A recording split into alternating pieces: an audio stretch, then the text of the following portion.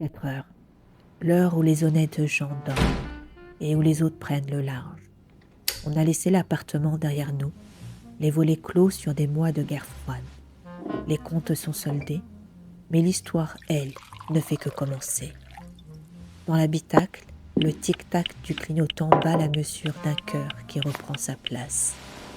Pas de sirène, pas de cri, juste le chant des pneus sur le goudron humide et le sommeil lourd de mes passagères.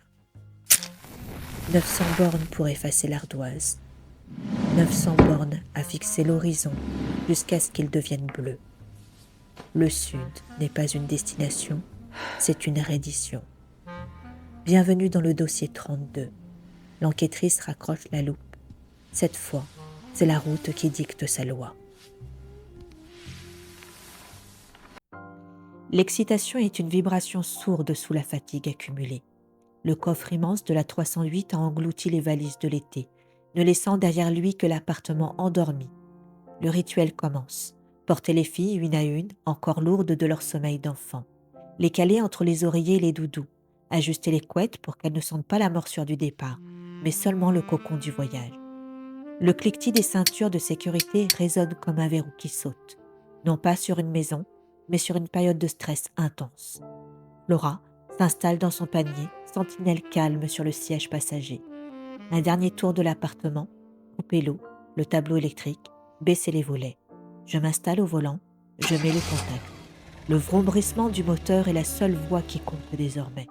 Le portail électrique s'efface et nous voilà partis. Dans l'habitacle, le silence est une matière vivante. On entend le frottement régulier des pneus qui mangent le bitume, le sifflement du vent contre la carrosserie et par-dessus tout, la respiration calme, rythmée de mes filles et de Flora. Le clignotant, avec son tic-tac mécanique, scande chaque changement de direction comme le métronome d'une partition qui s'écrit en temps réel. Je me laisse bercer par ce bruit de la nuit, une hypnose routière qui m'isole du reste du monde. C'est au péage de Saint-Arnoux que la bascule s'opère. Ce n'est pas qu'un simple passage de barrière, c'est le signal symbolique. En franchissant cette limite, je laisse derrière moi le quotidien, les conflits, les relances et la vigilance de chaque instant. C'est le début d'une trêve tant méritée. À partir de ce point, le poids des mois passés s'éloigne dans le rétroviseur à une vitesse vertigineuse. Pendant que les filles dorment, je refais le film. Je revois ces mois de lutte, ces épreuves qui semblaient vouloir me briser, ces événements que j'ai dû piloter de front. Je mesure le chemin parcouru. Je n'imagine pas seulement des vacances, j'imagine la reconstruction de notre complicité, loin des interférences. Chaque kilomètre est une victoire sur la fatigue. Je suis la pilote, je suis l'enquêtrice de ma propre vie. Je suis la mère qui offre l'horizon à ses enfants. Le soleil finit par percer, frappant l'asphalte avec une intensité croissante. Le décor change, le bitume devient plus clair, la végétation se densifie, se tortille sous la chaleur. Les filles s'éveillent et nous marquons nos premières pauses. L'air de liberté est grisant, énergisant. Sur les aires d'autoroute, nous dévorons notre petit déjeuner sur des bancs de bois. Laura dégourdit ses pattes. On joue, on rit, on remplit déjà le réservoir de nouveaux souvenirs. On ne parle plus de crise, on parle du goût du jus d'orange et du prochain arrêt. La route est longue, éprouvante. 12 heures de lutte contre un flux de vacanciers qui semble avoir choisi le même destin au même moment. Les filles s'impatientent, l'agacement monte, mais la mer finit par apparaître, ligne bleue salvatrice à l'horizon.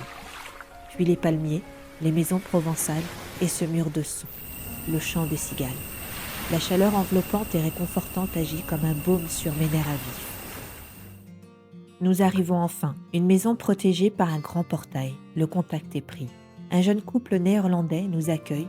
Ils sont l'image même de la détente. Blonds, grands, élancés, en claquettes, accompagnés de leurs 2 enfants. Ils sont à l'aise, ancrés dans cette douceur de vivre que je suis venue réclamer. Je nous sens, mes filles et moi, titubantes de fatigue mais portées par une satisfaction sauvage. Ils nous offrent une boisson désaltérante avant de nous guider vers notre refuge. L'appartement est en sous-sol, un cocon de fraîcheur sous leur maison. Pour y accéder, nous longeons d'immenses baies vitrées servant de véranda. Le sol est jonché de tomates rouges ocre, chaudes et authentiques. On y voit du matériel de piscine, du linge qui sèche au soleil. La cuisine est sommaire mais équipée, le salon accueillant. Sur la droite, la chambre avec son lit double nous attend. Dehors, la piscine autoportée brille sous les derniers rayons de soleil. Pendant que je décharge la voiture, les filles et Flora s'approprient déjà le jardin. Leurs rires sont la meilleure des réponses au mois de stress. J'envoie un message à ma mère, le voyage est terminé, nous sommes en sécurité, nous sommes ailleurs. Une fois les courses faites, les valises rangées et les filles couchées après une dernière histoire, le silence revient. Je m'installe dans la véranda, seule face à la nuit provençale. Je fume cette cigarette avec une satisfaction profonde, presque viscérale. J'ai géré la route seule. J'ai été responsable de notre trajectoire. J'ai accompli mon devoir de mère et de femme souveraine. Je ressens une fierté immense. Je ne suis plus en train de gérer une crise, je suis en train de vivre. Ce dossier est celui de la trêve. Nous ne sommes plus en combat, nous sommes en vacances. Et pour la première fois, le silence n'est pas une menace, c'est un luxe.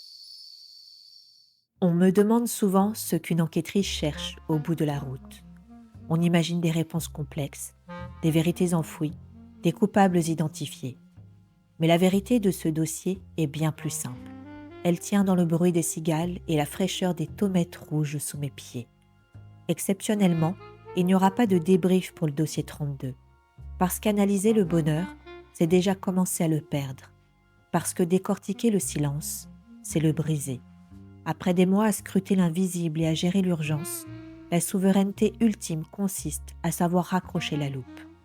Je dépose les pièces à conviction sur le bord de la piscine. L'enquête est suspendue. Rendez-vous au prochain dossier.